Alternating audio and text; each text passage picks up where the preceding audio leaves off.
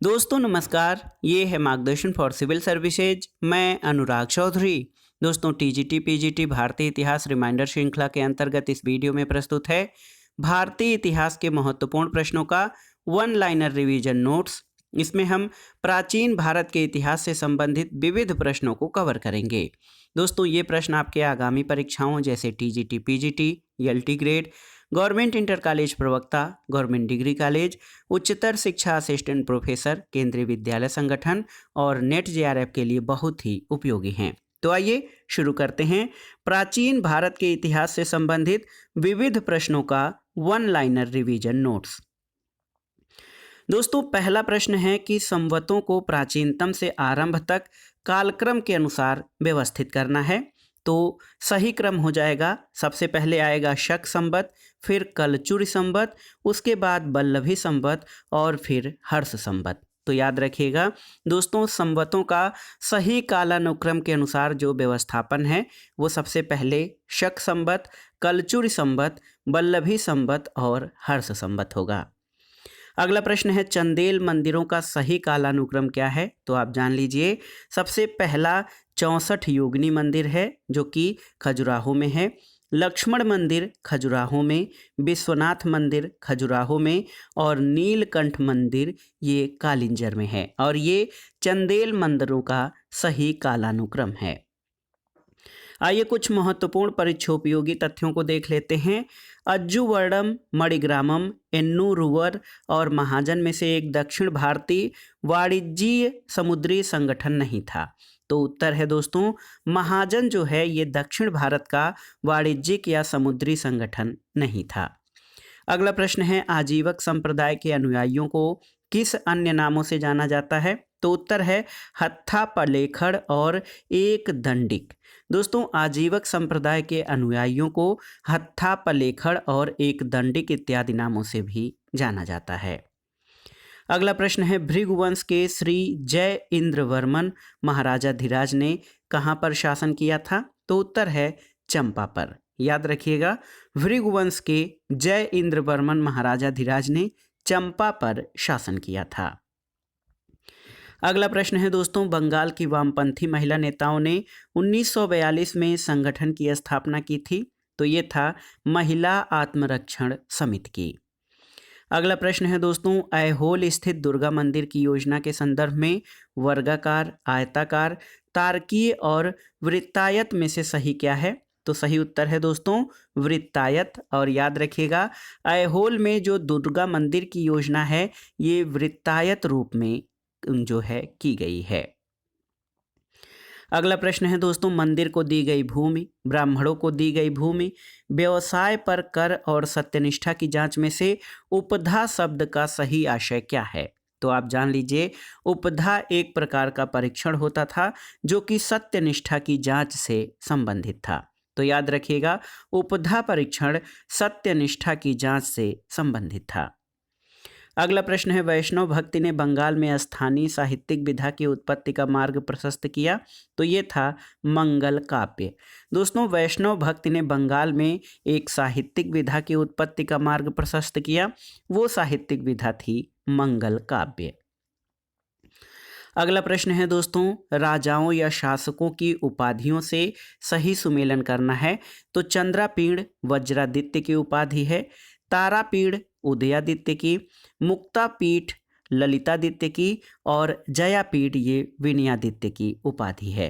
तो याद रखिएगा, ये सही उपाधियां और उनका सुमेलन है। अगला प्रश्न है दोस्तों, सामान्य रूप से अर्जुनायन, मगध, मालव और पंचाल में से वह जिसके सिक्कों के पृष्ठभाग पर अंकित चिन्ह अग्रभाग पर दिए राजा के नाम से मेल खाते हैं। तो उत्तर है पंचाल। दोस्तों पंचाल जो है, पंचाल के सिक्कों के पृष्ठभाग पर अंकित चिन्ह अग्रभाग पर दिए गए राजा के नाम से मेल खाते हैं।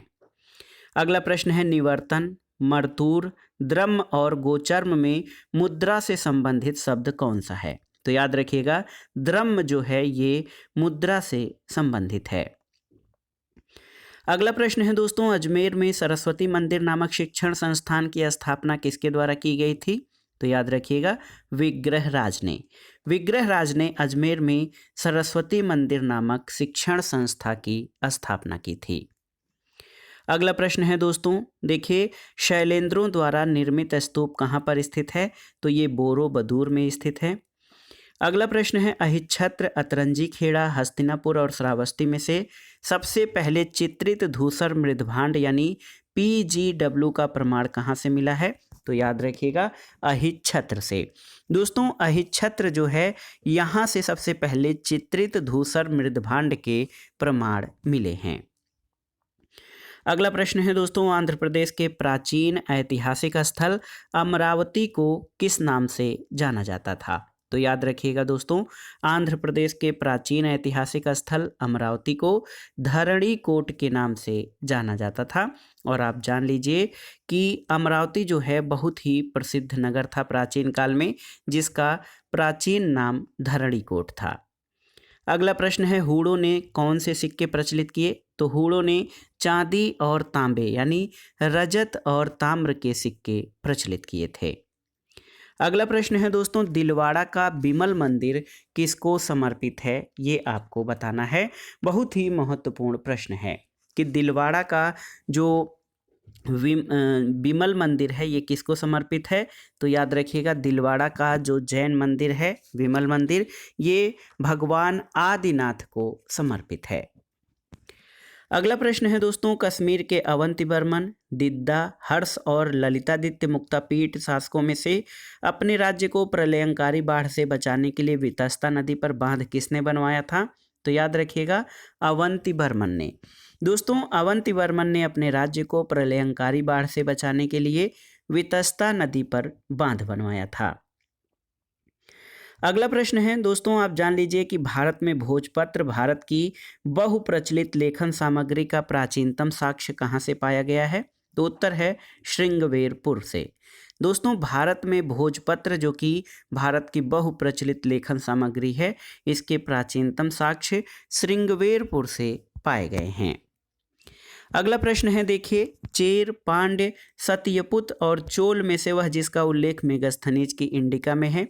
तो मेगास्थनीज ने दक्षिण भारतीय राज्यों में पांड्य वंश का उल्लेख अपनी पुस्तक इंडिका में किया है। अगला प्रश्न है, भारतीय उपमहाद्वीप का सबसे बड़ा अर्धवृत्ताकार पूजा स्थल कहाँ खोजा गया है? तो ये सिरकप में खोजा गया है। और देखिए ऐहोल, मंदसौर, एरण और बांसखेड़ा में से सूर्य मंदिर का प्रमाण कहाँ से मिला है? तो सही उत्तर है मंदसौर से। याद रखिएगा दोस्तों मंदसौर से जो है ये सूर्य मंदिर का प्रमाण मिला है और ये बहुत ही महत्वपूर्ण प्रश्न है। याद रखिएगा मंदसौर से दोस्तों आप जान लीजिए मंदसौर से जो है सूर्य मंदिर या प्राचीनतम सूर्य मंदिर के साक्ष्य मिले हैं। अगले प्रश्न पर आते हैं दोस्तों। अगला प्रश्न है आपका, महेंद्र, नीलराज, विष्णुगुप्त और उग्रसेन में से कांची का वह शासक जो समुद्रगुप्त का समकालीन था? तो सही उत्तर है विष्णुगुप्त। दोस्तों विष्णुगुप्त जो है ये जो है समुद्रगुप्त का समकालीन शासक था। अगला प्रश्न है दोस्तों, भास, भवभूत, क्षेमेंद्र और श्रीहर्ष में से वह लेखक जो अपने समकालीन समाज की बुराइयों पर व्यंग करने के लिए जाना जाता है? तो उत्तर है क्षेमेंद्र। दोस्तों क्षेमेंद्र ऐसा लेखक हैं जो अपनी समकालीन समाज की बुराइयों पर व्यंग करने के लिए जाने जाते हैं। अगला प्रश्न है दोस्तों, स्नान प्राचीन भारतीय संस्कार का दूसरा नाम है किसका? तो स्नान दोस्तों समावर्तन संस्कार का दूसरा नाम है। बहुत ही महत्वपूर्ण प्रश्न है, आप जान लीजिए कि स्नान जो है ये समावर्तन संस्कार का दूसरा नाम है, यानी स्नान को समावर्तन कहते हैं। अगला प्रश्न है दोस्तों, पाल नरेश धर्मपाल, प्रतिहार नरेश नागभट्ट द्वितीय, परमार नरेश भोज और राष्ट्रकूट नरेश अमोघ वर्ष प्रथम में से वह जिसका जन्म उसके पिता के अभियानों के क्रम में एक सैनिक छावनी में हुआ था? तो सही उत्तर है दोस्तों देखिए राष्ट्रकूट नरेश अमोघ वर्ष प्रथम का जो जन्म है उसके पिता के अभियानों के क्रम में एक सैनिक छावनी में हुआ था। अगला प्रश्न है, हर्ष, बाण, मयूर, दिवाकर में से सर्वप्रथम भारतीय नाटक में एक नई युक्ति नाटक गर्भ नाटक का प्रयोग किया था? किसने? तो उत्तर है हर्ष ने।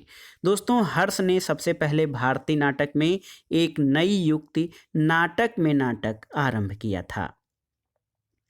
अगला प्रश्न है दोस्तों, नचना कुठान का पार्वती मंदिर, ऐहोल का लाडखा मंदिर, दिनाजपुर का बैग्राम मंदिर और भूमरा का शिव मंदिर में से ईंटों से निर्मित मंदिर कौन सा है?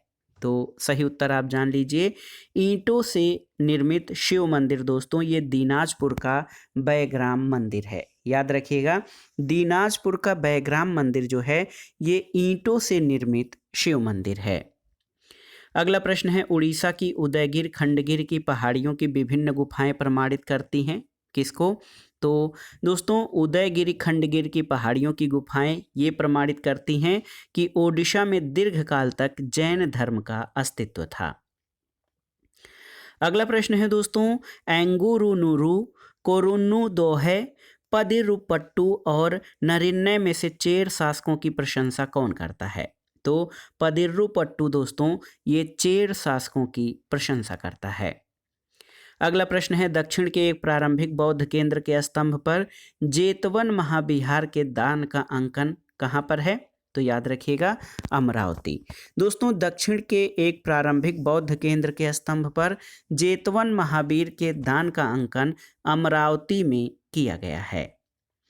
अगला प्रश्न है, हर्षचरित, मुद्रा राक्षस, नाट्य दर्पण और मजमत उल तवारीख में से रामगुप्त की कथा का उल्लेख कहाँ नहीं है? तो उत्तर है मुद्रा राक्षस। दोस्तों, मुद्रा राक्षस में जो है आप जान लीजिए कि रामगुप्त की कथा का वर्णन नहीं किया गया है। अगले प्रश्न पर आते हैं दोस्तों, कलचुर नरेश गांगेयदेव की मुद्राओं पर अंकित विशिष्ट चिन्ह क्या है? तो आप जान लीजिए कि कलचुर नरेश गांगेयदेव की मुद्राओं पर लक्ष्मी का विशिष्ट चिन्ह अंकित है। अगला प्रश्न है, चालुक्यकालीन प्रसिद्ध गुहा मंदिर बादामी, कांचीपुरम, मान्यखेट और पत्तदकल में कहाँ स्थित है? तो याद रखिएगा, चालुक्यकालीन प्रसिद्ध गुहा मंदिर बादामी में स्थित हैं। अगला प्रश्न है दोस्तों, मंदिर की पांड्य शैली का चरमोत्कर्ष कांची, श्रीरंगम, तंजावुर और बेल्लोर में से मंदिर संकुल में है? तो ये श्रीरंगम में दोस्तों मंदिर की पांड्य शैली का चरमोत्कर्ष पाया जाता है। अगला प्रश्न है, भारोपी भाषा का प्राचीनतम अभिलेखी प्रमाण कहाँ से मिला है? तो याद रखिएगा, इराक से मिला है। और दोस्तों, वशिष्ठ, विश्वामित्र, अत्रि, भारद्वाज में से गायत्री मंत्र का संकलन किया है? तो आप जान लीजिए, गायत्री मंत्र के रचयिता ऋषि विश्वामित्र हैं और गायत्री मंत्र सविता देव को समर्पित है या सवित्री को। अगला प्रश्न है, यूनानी अधिवास बुकेफला स्थित था कहाँ पर? तो याद रखिएगा, यूनानी अधिवास बुकेफला ये झेलम नदी के तट पर स्थित था। अगला प्रश्न है दोस्तों, इंडो यूनानी, सातवाहन, कुषाण और गुप्त में से भारत में सर्वाधिक तांबे के सिक्के किसने जारी किए? तो उत्तर है कुषाण वंश ने दोस्तों भारत में तांबे के सर्वाधिक सिक्के जारी किए हैं। अगला प्रश्न आप देख सकते हैं, बुद्धगुप्त, ईशान बर्मन, राज्यवर्धन और यशोवर्धन में से हूण नरेश मिहिर कुल पराजित हुआ था किससे? तो याद रखिएगा दोस्तों, मिहिर कुल जो है यशोवर्धन के द्वारा पराजित हुआ था। ये बहुत ही महत्वपूर्ण प्रश्न है, आप जान लीजिए कि हूण नरेश मिहिर कुल यशोवर्धन के द्वारा पराजित हुआ था। अगला प्रश्न है दोस्तों, आप देख लीजिए, सुमेलन करना है शासक और उनकी उपाधियों का। कुमारगुप्त प्रथम ने महेंद्रदित्य की उपाधि धारण की, स्कंदगुप्त ने क्रमादित्य की, सिंधुराज ने नवशशांक की और बल्लाल सेन ने निशंक शंकर की उपाधि धारण की थी। तो एक बार फिर से, कुमारगुप्त प्रथम ने महेंद्रादित्य की, स्कंदगुप्त ने क्रमादित्य की, सिंधुराज ने नवशशांक की और बल्लाल सेन ने निशंक शंकर की उपाधि धारण की थी। अगला प्रश्न है दोस्तों, कश्मीर के अवंती बर्मन, दिद्दा, ललितादित्य और हर्ष शासकों में से राजतरंगिणी में तुरुस्क और मूर्तिभंजक बताया गया है किसको? ये बहुत ही महत्वपूर्ण प्रश्न है, आप जान लीजिए दोस्तों। राजतरंगिणी, आप देखिए राजतरंगिणी क्या है? ये कल्हड़ द्वारा लिखित प्रथम क्रमबद्ध इतिहास ग्रंथ है और इस ग्रंथ में हर्ष को दोस्तों तुरुस्क और मूर्तिभंजक बताया गया है। बहुत ही महत्वपूर्ण प्रश्न है, आप जान लीजिए। और इसमें आपके 4 जो हैं शासकों के नाम दिए गए हैं। कौन कौन? देखिए अवंती बर्मन, दिद्दा, ललितादित्य और हर्ष में से राजतरंगिणी में हर्ष को तुरुस्क और मूर्तिभंजक बताया गया है। अगला प्रश्न है दोस्तों, शैलेंद्र नरेश बालपुत्र देव द्वारा भारत में एक बौद्ध विहार बनवाया गया था, कहाँ पर? तो उत्तर है शैलेंद्र नरेश बालपुत्र देव ने भारत के नालंदा में एक बौद्ध विहार बनवाया था।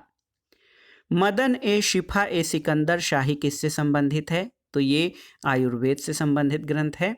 वह समकालीन संप्रदाय जिसकी नंद वंश के विनाश में महत्वपूर्ण भूमिका बताई जाती है, तो जैन संप्रदाय की। दोस्तों जैन संप्रदाय की दोस्तों नंद वंश के विनाश में महत्वपूर्ण भूमिका बताई जाती है। देखिए पदिद्रुपत्तु राजाओं की प्रशंसा में लिखी गई कविताओं का संग्रह है, तो किस वंश के राजाओं की? तो याद रखिएगा पदिद्रुपत्तु दोस्तों चेर राजाओं की प्रशंसा में लिखी गई कविताओं का संकलन है। अगला प्रश्न है, कायारोहण जिसे पाशुपत संप्रदाय के संस्थापक लकुलिश का निवास स्थान माना जाता है, ये कहाँ पर था? तो उत्तर है गुजरात में। दोस्तों कायारोहण पशुपत संप्रदाय के संस्थापक लकुलिश का निवास स्थान माना जाता था, जो कि वर्तमान में गुजरात में है। देखिए दोस्तों 6ठी शताब्दी के खगोलज्ञ वाराह मिहिर जो है वो किससे संबंधित थे? ये बहुत ही महत्वपूर्ण प्रश्न है आपके लिए। आपको बताना है कि वाराह मिहिर का संबंध कहाँ से था। तो याद रखिएगा 6ठी शताब्दी के खगोलज्ञ और ज्योतिषाचार्य वाराह मिहिर पश्चिमी मालवा से संबंधित थे। अगले प्रश्न पर आते हैं दोस्तों। अगला प्रश्न जो है सही सुमेलन करना है विभिन्न ग्रंथ और उनसे संबंधित नियम और विधियों का। देखिए श्रौत सूत्र दोस्तों ये बलि संबंधी नियम इसमें दिए गए हैं। गृह सूत्र में घरेलू अधिकारों का वर्णन है। धर्म सूत्र में धर्म अथवा विधि का उल्लेख किया गया है और शुल्ब सूत्र में यज्ञ वेदी को मापने और अन्य मापनियों के बारे में बताया गया है। तो याद रखिएगा दोस्तों श्रौत सूत्र बलि संबंधी नियम, गृह सूत्र में घरेलू अधिकार, धर्म सूत्र में धर्म अथवा विधि और शुल्ब सूत्र में यज्ञ वेदी को मापने से संबंधित जो है ज्ञान दिया गया है। सही सुमेलन करना है। देखिए इसमें ग्रंथ और उनके लेखकों का सुमेलन आपको करना है। सूर्य सिद्धांत आर्यभट्ट की रचना है। पुद्गल दोस्तों जैन धर्म में मान्यता है पुद्गल की। होरा शास्त्र यूनानी है और एरिताइन मृदभांड का संबंध रोम से है। कुछ अन्य महत्वपूर्ण उपयोगी तथ्यों को देख लेते हैं दोस्तों। कंबोडिया का भव्यतम स्मारक अंकोर वाट ये मूलतः किसको समर्पित था? तो याद रखिएगा अंकोर वाट जिसका अर्थ मंदिरों का समूह होता है, ये भगवान विष्णु को समर्पित था। अगला प्रश्न है गौतम एवं वैधायन ने उल्लेख किया कि वैदिकोत्तर काल में वार्षिक ब्याज की दर कितनी थी? तो याद रखिएगा ये दर थी 15%। अगला प्रश्न है दोस्तों महाराजा धीराज रामगुप्त ने महावीर, पार्श्वनाथ, चंद्रप्रभ और पुष्पदंत में से जिन तीर्थंकरों की प्रतिमाएं बनवाई थीं वो हैं चंद्रप्रभ और पुष्पदंत की। आप जान लीजिए कि महाराजा धीराज रामगुप्त ने चंद्रप्रभ और पुष्पदंत की प्रतिमाएं बताई थीं जो कि जिन तीर्थंकर थे। अगला प्रश्न है दोस्तों भीनमाल जिस खगोलविद के जन्म स्थान के रूप में जाना जाता है? तो ये है ब्रह्मगुप्त और ब्रह्मगुप्त की प्रसिद्ध कृति है ब्रह्मस्फुट सिद्धांत। अगला प्रश्न है दोस्तों धर्मशास्त्र के लेखकों का सही क्रम आपको बताना है क्या है? तो आप जान लीजिए लक्ष्मीधर, हेमाद्रि, चंडेश्वर और मित्र मिश्र ये धर्मशास्त्र के लेखकों का सही क्रम है। अगला प्रश्न है दोस्तों सुगंधा देवी जिसने आसीन लक्ष्मी की आकृति से युक्त सिक्के चलाए थे तो ये कश्मीर की रानी थी। याद रखिएगा सुगंधा देवी इन्होंने आसीन लक्ष्मी की आकृति से युक्त सिक्कों का संचालन किया था और ये कश्मीर की रानी थी। अगला प्रश्न है, सुवर्ण भूमि का वह राजा जिसने नालंदा में एक बौद्ध विहार की स्थापना की और उसके रख रखाव के लिए अपने दूत तथा देवपाल से 5 गांव दान में देने के लिए प्रार्थना की थी। तो ये था बालपुत्र देव। बालपुत्र देव सुवर्ण भूमि का शासक था। अगला प्रश्न है, विजयनगर साम्राज्य के शासक कृष्णदेव राय की रचना अमुक्त माल्यद का शाब्दिक अर्थ क्या है? तो उत्तर है मोतियों की माला। दोस्तों, अमुक्त माल्यद का जो शाब्दिक अर्थ होता है उसका अर्थ है मोतियों की माला, और अमुक्त माल्यद ये विजयनगर साम्राज्य के प्रतापी शासक कृष्णदेव राय की रचना है। अगला प्रश्न है दोस्तों, सबसे पहले पाई के मूल्य की सही गणना किसने की थी? आपको बताना है पाई के मान की सही गणना किसने की थी। तो आप जान लीजिए दोस्तों, पाई के मान की सही गणना सबसे पहले आर्यभट्ट के द्वारा की गई थी, और पाई का मान आप जानते हैं 22/7 होता है। अगला प्रश्न है, प्रयाग, साकेत, वैशाली और मगध क्षेत्रों में से जिस क्षेत्र पर चंद्रगुप्त प्रथम का शासन नहीं रहा? तो ये था वैशाली, जबकि प्रयाग, साकेत और मगध क्षेत्र पर चंद्रगुप्त प्रथम का शासन था। अगला प्रश्न है दोस्तों, भारत में जिसके शासनकाल में ईसाई धर्म के प्रचार के लिए संत थॉमस आया था? तो याद रखिएगा गोंडो फर्नीस। बहुत ही महत्वपूर्ण प्रश्न है दोस्तों। गोंडो फर्नीस के शासनकाल में ईसाई धर्म के प्रचार के लिए संत थॉमस भारत आया था। अगला प्रश्न है, बौद्ध पुरास्थलों का सही क्रम क्या है? तो सबसे पहला है सांची, दूसरा अमरावती, तीसरा नागार्जुन कोंडा और चौथा नालंदा। ये बौद्ध पुरास्थलों का सही कालानुक्रम है। अगला प्रश्न है दोस्तों, देखिए, सुदास के विरुद्ध ऋग्वेद के उल्लिखित 10 राजाओं का युद्ध किसके नेतृत्व में लड़ा गया था? तो उत्तर है विश्वामित्र के। दोस्तों, सुदास के विरुद्ध ऋग्वेद में उल्लिखित 10 राज्ञन युद्ध जो है ये विश्वामित्र के नेतृत्व में लड़ा गया था। अगला प्रश्न है, वर्ण संकर प्रथा को रोकने का श्रेय किसे दिया गया है? तो उत्तर है गौतमी पुत्र शातकर्णी को दोस्तों वर्ण संकर प्रथा को रोकने का श्रेय दिया गया है। अगला प्रश्न है, सही सुमेलित करना है। ग्रेनाइट, तो महाबलीपुरम कला जो है ये ग्रेनाइट से संबंधित है। मथुरा कला में जो मूर्तियां बनाई गई हैं वो लाल बलुआ पत्थर से। शिष्ट जो है ये बामियान कला को संदर्भित करता है, और सारनाथ कला ये बलुआ पत्थर से संबंधित है। अगला प्रश्न है दोस्तों, कापालिकों, पाशुपतों और बौद्धों के भ्रष्ट आचरण का वर्णन किसमें है? तो एक ग्रंथ है मत्त विलास प्रहसन। याद रखिएगा दोस्तों, मत्त विलास प्रहसन में जो है क्या वर्णित किया गया है आप जान लीजिए कि तो दोस्तों मत्त विलास प्रहसन एक ग्रंथ है जो कि कापालिक, पाशुपत और बौद्धों के भ्रष्ट आचरण की इसमें जो है व्यंग्यपूर्ण आलोचना की गई है। सही सुमेलन करना है शासक और उनकी उपाधियों से। समुद्रगुप्त ने पराक्रमांक की उपाधि धारण की थी। महेंद्र वर्मन प्रथम ने विचित्र चित्त की उपाधि, पुलिकेशिन द्वितीय ने सत्याश्रय और सिंधुराज ने नव सहसांक की उपाधि धारण की थी। अगला प्रश्न है, मंदिरों की योजना और उनसे संबंधित मंदिर। तो वृत्ताकार मंदिर योजना ये जयपुर का वैरेट मंदिर, तारा मंदिर योजना दक्षिण कौशल मंदिर, आयताकार मंदिर योजना सांची का मंदिर संख्या 17 और बहुकोड़ी मंदिर योजना ये होयसल के प्रसिद्ध मंदिर जो है ये बहुकोड़ी मंदिर योजना के अंतर्गत निर्मित हैं। अगला प्रश्न है दोस्तों, दक्कन राजवंश को अरब लेखकों ने संसार के 4 सार्वभौम राजवंशों में से एक बताया है। तो किसको? तो याद रखिएगा मान्यखेट के राष्ट्रकूट को दक्कन के राजवंश को दोस्तों ऐसा राजवंश था जो कि राष्ट्रकूट राजवंश अरब लेखकों ने इसके संसार के 4 सार्वभौम राजवंशों में से एक बताया था। अगला प्रश्न है, कागज ए खाम क्या है?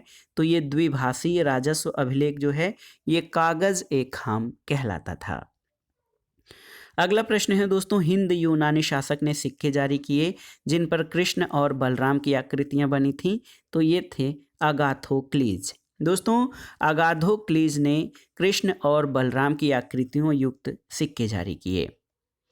अगला प्रश्न है दोस्तों, नागों से संबंधित नागराज दधिकर्ण का मंदिर कहाँ पर है? तो ये मथुरा में स्थित था। और अगला प्रश्न है दोस्तों, मत्स्य पुराण, भागवत पुराण, वायु पुराण और कूर्म पुराणों में से विष्णु के अवतारों की सूची के स्थान पर कृष्ण को स्थानांतरित किया गया है? कहाँ पर? तो याद रखिए वायु पुराण में। दोस्तों बुद्ध के स्थान पर कृष्ण को जो है वायु पुराण में स्थानांतरित किया गया है।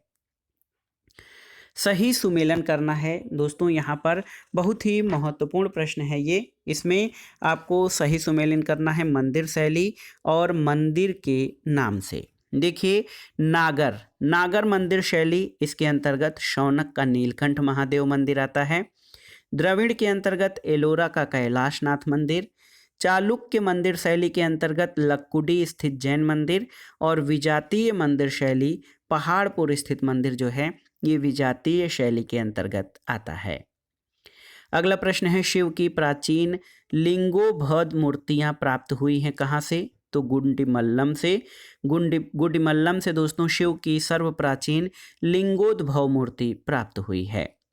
अगला प्रश्न है दोस्तों, मध्य एशिया का वह क्षेत्र जो अरबी भाषा में मावरून नहर कहलाता था, तो ये था ट्रांस आक्सियाना। दोस्तों ट्रांस आक्सियाना क्षेत्र मध्य एशिया का क्षेत्र था जो अरबी भाषा में मावरून नहर कहलाता था। अगला प्रश्न है, हस्तिनापुर के बाढ़ में बह जाने के बाद पांडवों ने अपनी राजधानी कहाँ परिवर्तित की थी? तो कौशाम्बी में।